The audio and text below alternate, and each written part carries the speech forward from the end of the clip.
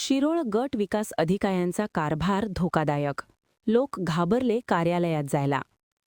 शिरोळचे गट विकास अधिकारी विजय परीठ यांनी शासकीय माहिती मागणाऱ्या सर्वसामान्य नागरिकाला सारखं कार्यालयात आलास तर तुझं प्रकरण कायमचं अडकवून टाकीन, आयुष्यभर कोर्टात फेऱ्या मारायला लावीन, अशी धमकी दिल्याचा प्रकार उघड झाला आहे.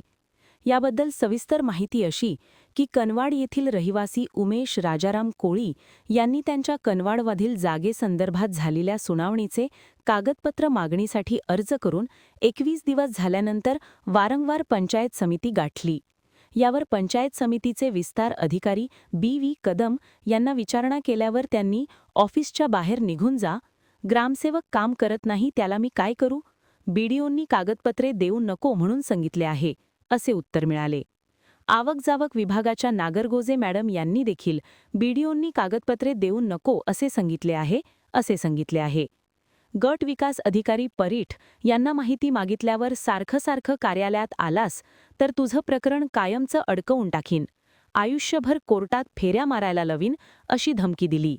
याबाबत जागरूक नागरिकांनी विचारणा केली असता गट विकास अधिकाऱ्यांच्याकडून उद्धट उत्तरे तर मिळालीच, उलट माझ्या कार्यालयातून बाहेर जा, तुम्ही मला पगार देत नाही, सीईओ मला पगार देतात म्हणत त्यांच्याकडून पंचायत समितीमधील सर्व कर्मचारी व पोलिसांना बोलवून भीती दाखवण्याचा प्रकार घडला.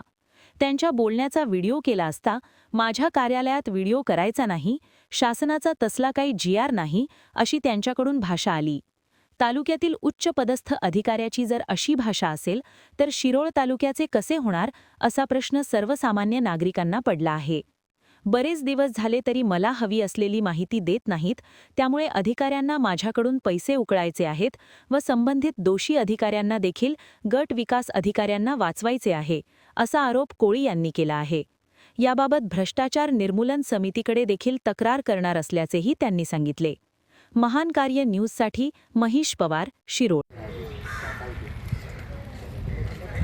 नमस्कार, माझं नाव उमेश राजाराम कोळी, मी कनवाडचा रहिवासी आहे. माझं पंचायत समितीमध्ये घरकुल संदर्भात मी इथं अर्ज देऊन पाठपुरावा करत आहे.